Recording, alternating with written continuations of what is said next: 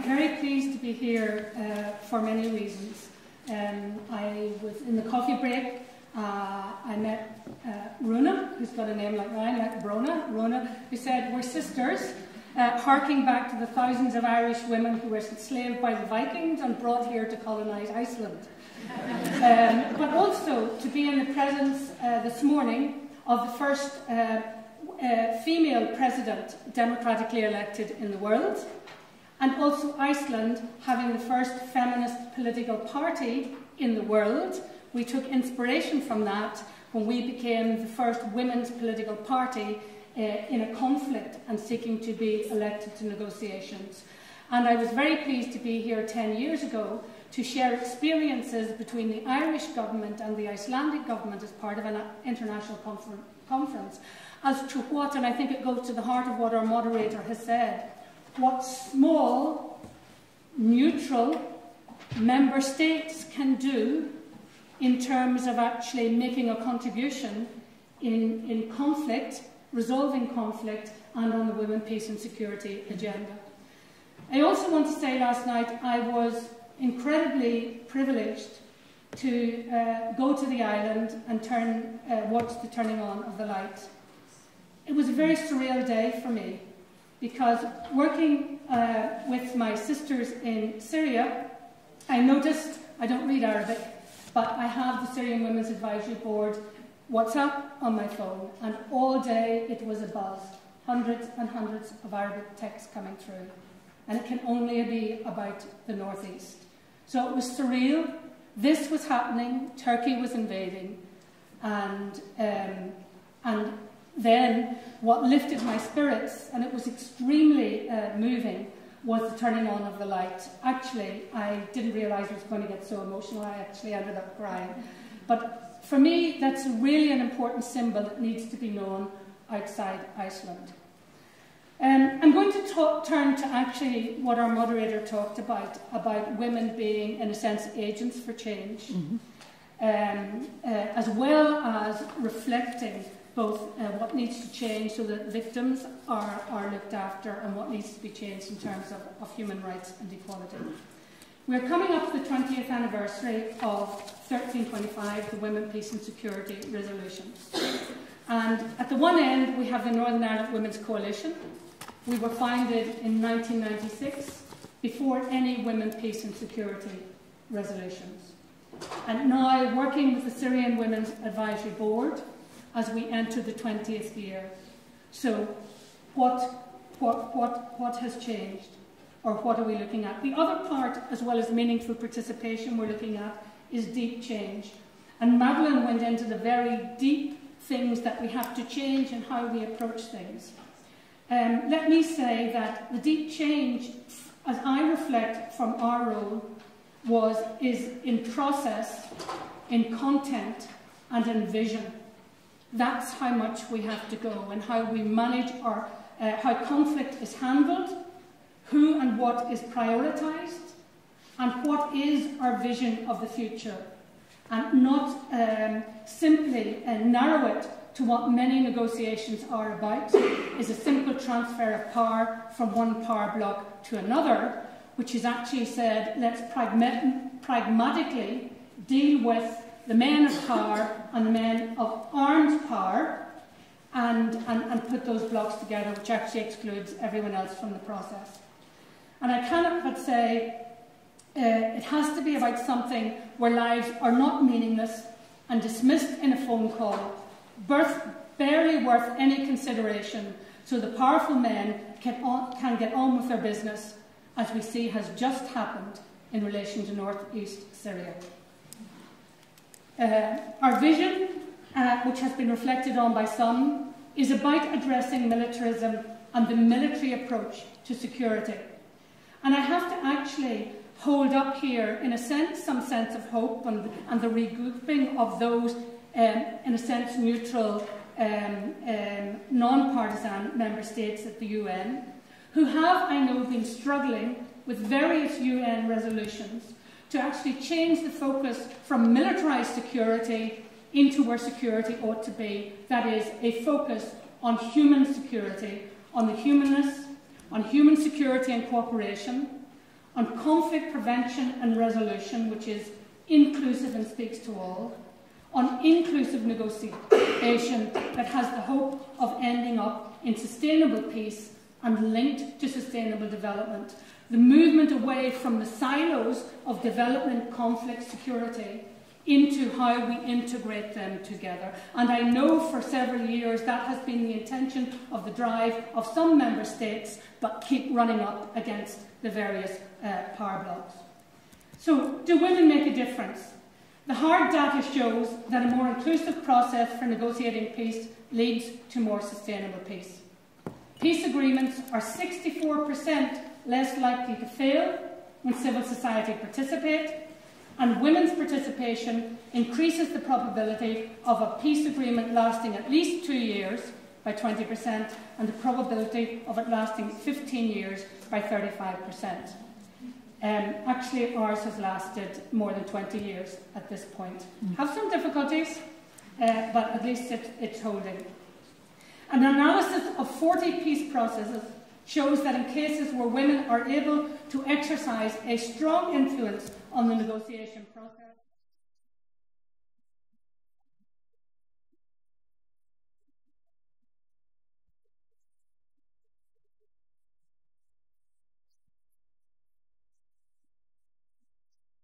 a wider, deeper agenda, one that seeks to speak to all citizens.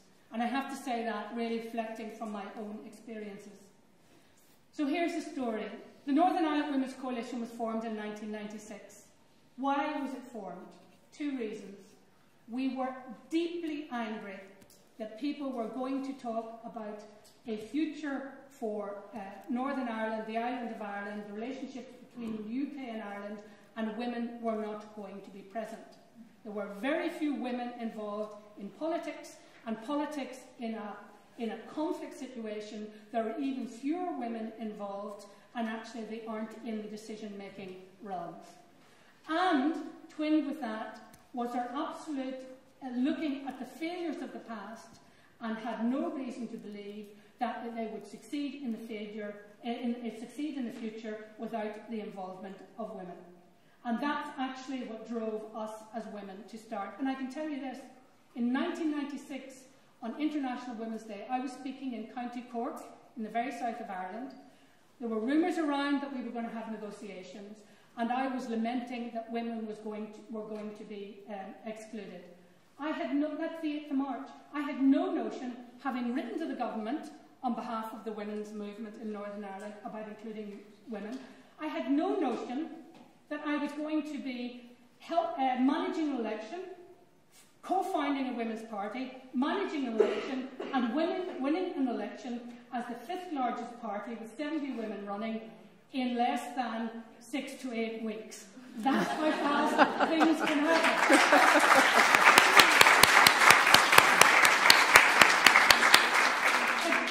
I have to say, and it's hard in certain situations, and I'm asked this by my sisters in the Middle East, and I'm also very conscious that we can't just. I don't believe in importing models from anywhere. I believe in our conflict we looked for assistance, for resonances, for anything that we could learn. But one of the things that we had was a very deep civil society that had worked through the conflict, mostly at the grassroots level, and you've heard it from other people, led by women. Maybe not at the top end, but actually deeply led by women. So here was our second lesson, convincing women that politics wasn't rocket science. Those in power like to make us believe it is, so they can exclude lots of people. And when we went out, we put an ad in the paper. I sent a letter to all the women's groups that we could contact. We had a packed room, and we simply said women should have views on issues and problems facing themselves in their communities, and should be willing to seek a political accommodation that was inclusive of all interests. That was solely what we were looking for the Women's Coalition. And I have to say, it came from right across the political, religious divide and those who shared none of those. Okay? So we had to mediate things among ourselves. And we also were very clear that women could choose other options. It's not, oh, we're going to be in this party. Some of them were in other parties, and some of the women have been involved in the armed conflict on either side. So what did we bring? I'm reflecting on it. First of all, we brought, I think, a very different approach. The first other group that I heard talking in this way was women in Colombia. That we, in order to stand back and say, how can we resolve this, we decided that we would actually adopt principles on which we would inform our work and the decisions that we should take. And I think that's very much in the standing of international standards and things, but we didn't frame it in that way at the time. And the three principles that we took to proof our decisions were inclusion, human rights and equality. And I would say that actually the abuse of those principles are at the fundamental root of our conflicts, and they have to be at the fundamental centre of anything that's resolved. We had a very clear view of inclusion and democracy. It has to be inclusive, fully inclusive of all interests. And I take the point about excluded armed groups and everything else. If the stakeholders aren't bound into it, then we aren't going to have sustainable peace. But I think women see that, in my view, more to due respect to our male colleagues and allies who are here, because women are the largest excluded group in the world, and we understand the frustration and the anger and what that exclusion means and the impact in our lives. And I always believe that we as women need to push for our own inclusion, and we need to champion the agenda for inclusion. So we have a critical role in upholding the principle of inclusion. We were the only people talking about Sinn Féin being in our negotiations because of the IRA. We were the only ones brave enough arguing that all the time, at the same time as having discussions on the side with Sinn Féin about their responsibility to bring a cease to the armed conflict. On the other hand, we're the only ones who went out having defended that principle. We defended the loyalist groups on the other side during the negotiations when their ceasefires broke down, and defended their right to be in the negotiations by putting pressure on them to reinstate their ceasefires. We were the only group that went out after, because in those negotiations, we were elected to negotiations, 10 parties were in those negotiations, and 2 of them were elected to wreck the negotiations, to disrupt it throughout.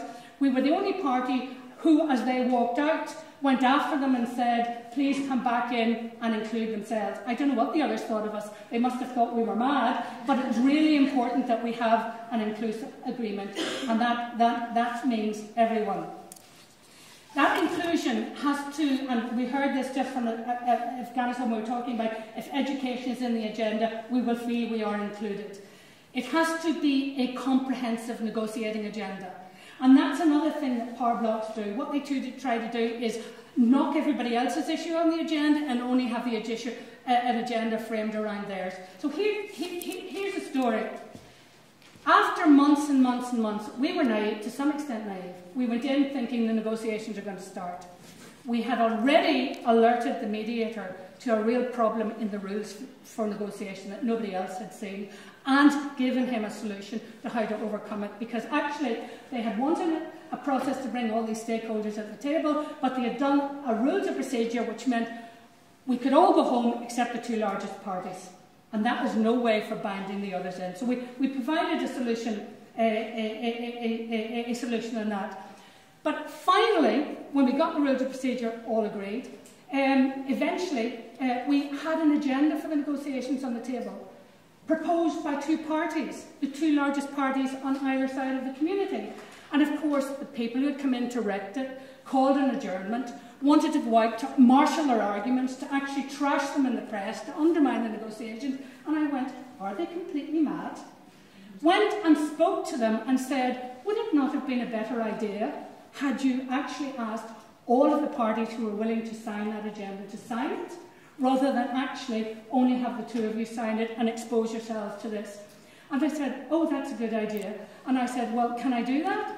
And in the break, ran round, found all the other parties, asked them if they were willing to do that, ran into the mediator and said, can you hang on until I send in the other 2 party leaders, because we've now got all the parties, but they're going to have to tell you that. And when we went back after the break, the opposition to undermine it was completely deflated, because now there were 7 parties signed the agenda. and that was about not leaving somebody exposed.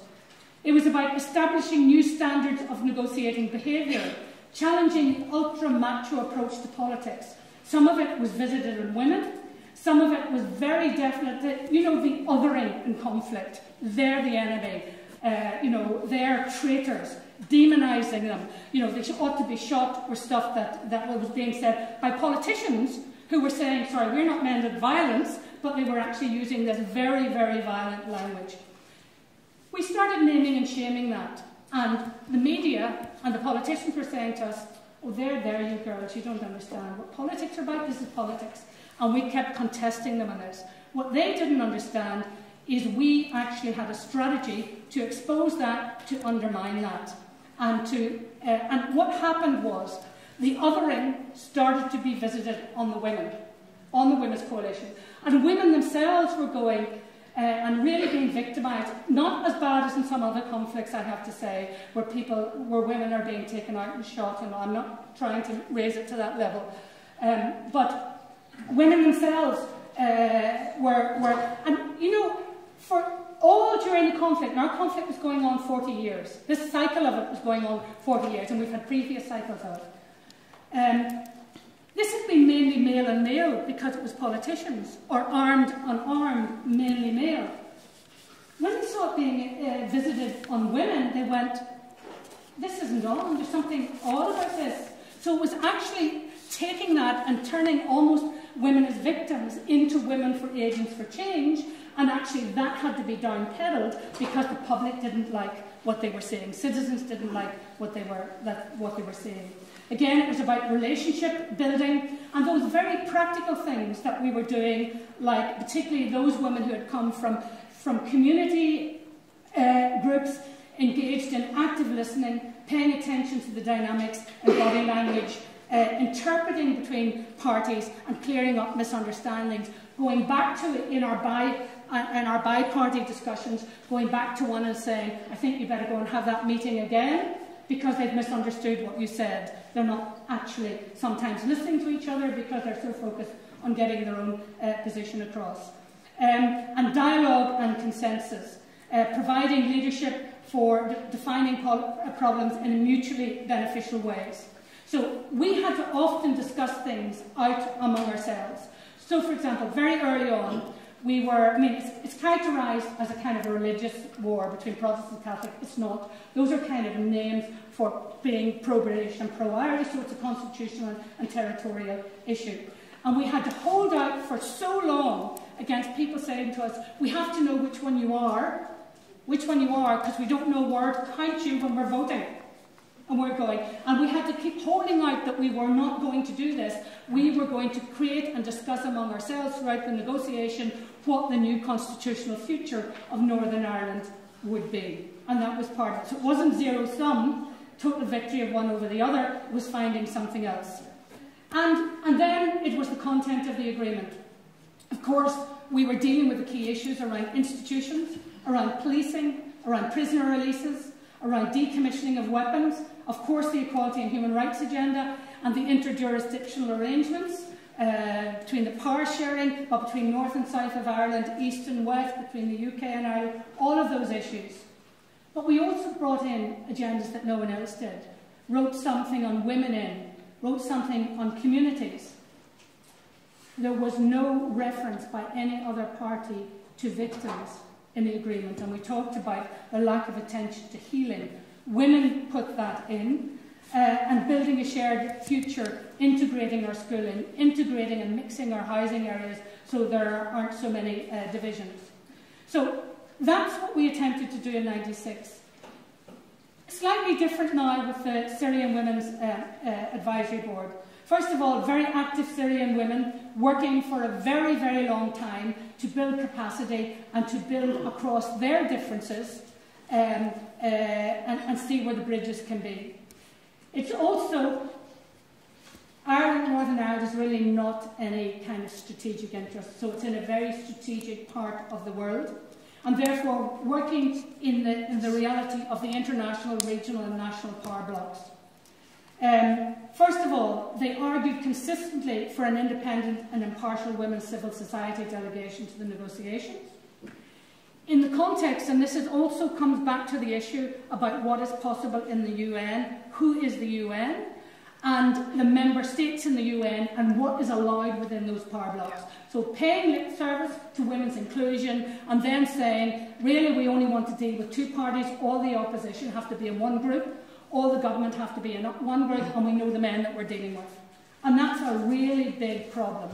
So what they managed to negotiate after quite a while, and they got a lot of criticism for it, was an advisory board directly to the Special Envoy. Now, we all know that's not actually a place at the table, but actually it's an opening to see how far you can negotiate a place at the table, and it's also a position of influence once you build your influence. I can tell you, whether you're in the process at the table or in any other role, you still actually have to work to build the most impact and influence that we have, particularly as women.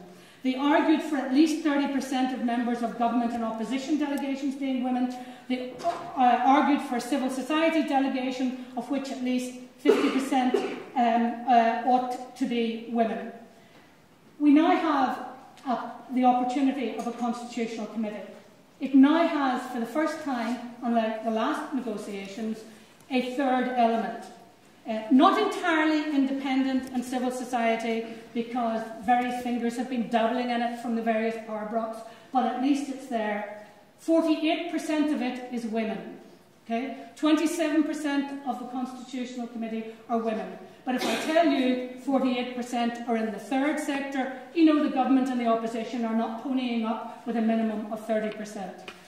But they've been pressing on that. But I think very importantly, since 2016, they have been the only group that have actually been working consistently in that negotiation process with the diverse views on the opposition side and including views and women from the regime side. Highly criticised as traitors on all sides. I can tell you the discussions have been really difficult and blood on the carpet. They've reached out to all sides. They've actually brokered relationships between diverse groups, for example, meeting with different factions within the opposition side, looking to meet with the regime. That's been a bit more difficult.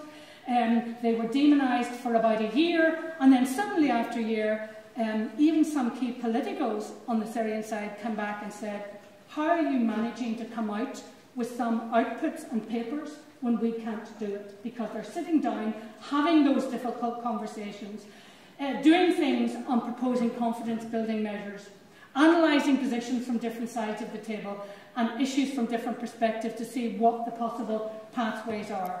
Bringing forward proposals and options, of course, you know, that isn't, there's a long way to go. Often offering suggestions to the mediator and political parties, and keeping a focus on the invisible and forgotten. Never a meeting goes on without them asking about the detainees, the missing, the abducted, and people like that. And so I would argue that they are trying to champion the hard transformational issues, the ones that the political parties think are soft, you know, inclusion, human rights and equality, while we deal with the arms and the politics and everything else. These are the hard issues, and women's human rights is at the centre of it. Finishing off, I just want to refer to, there's a film called Wave Goodbye to the Dinosaurs. It's one of a series. You might know of Pray the Devil Back to Hell, about the women in Liberia and the great role that they did. Wave Goodbye to the Dinosaurs is about the women in the Northern Ireland conflict. And what I love about it is it's very, very many women. It goes back to what Madeleine said this morning. It could not happen without solidarity. It would have been impossible without women's solidarity. But there's a quotation in it from someone who pays a lot of compliments to the Women's Coalition. But she says something that kind of deeply wounded me in my heart, and I'm putting it out here because I think it's at the centre of some of these debates. It's a pity they didn't bring their feminist agenda with them, versus the traditional role of women refereeing a fight between two men or two sides. Okay? And I had to think and reflect on that as being one of the founders of the first women's rights movement in Northern Ireland, and regarding myself as being a feminist, though not normally using that a lot, because actually normally women in working class areas don't ascribe that title to themselves, but they're very much involved in that kind of work. And this is my thinking and reflecting it. Yes, I'm not ashamed of an intervention to stop a fight between two men or two sides. It was about a different approach, and yeah, it definitely was, and we were the only party in it that was doing this. We brought a combination of mediation with negotiation. Everyone was at a zero-sum negotiation, and we as women were mediating and negotiating. We were assisting the mediator to come up with options and pathways as well as positions. However, as I said earlier, we had to struggle every stage of the way to get in, to be influential when in, and the culture has always snared the process and meaningful participation to the key male political opponents and the key male armed opponents. Pressure from influencing powers and the culture and that norm. So in order to have our stance at the end, to get our agenda on the table and to make sure that we were saying to people we have an agenda, well, having championed inclusion, we had to say, if we don't get our issues on the table, we're going to have to walk away, and then everybody started to listen. We didn't get everything on, not even all of our main issues. So therefore, as we walked down, and did we get enough or ask for enough? So here's the thing. Walking down to sign the agreement, we had a conversation. We hadn't got one of our really critical democratic issues on the table. Do we sign or do we not? We're in a very febrile political environment. Two parties have walked away. The main party on one of the sides is leaking people, and they could actually walk out at any time. And in that political environment, what do? How can you not sign a peace agreement for your country? And we always, I say, and women look back and say, you didn't do enough. So here's the other answer. We didn't ask for enough. We were before the Women, Peace and Security resolutions. We thought we were asking for enough, and we were asking for little or nothing. So I say to all women that I'm working with now, is ask for more, multiply it by 10 and double that. I'm not asking for enough. And it's back to the issue about vision, about addressing militarism and the military approach to security, to a focus on the human security and cooperation, a different approach to conflict prevention and resolution, negotiation for sustainable peace and sustainable development. And there are different roles to be played. Inside negotiations, it's not always possible to do things. Women who are in there cannot be abandoned and be called traitors, in my view. There's a role in advising and influencing the mediator and the process. There's behind-the-scenes work, and there's absolutely advocacy outside, and absolutely pressure and insistent pressure and ardent pressure. And it's essentially also about women getting into positions of mediators in these international roles as well. It's incredibly important. Thank you very much.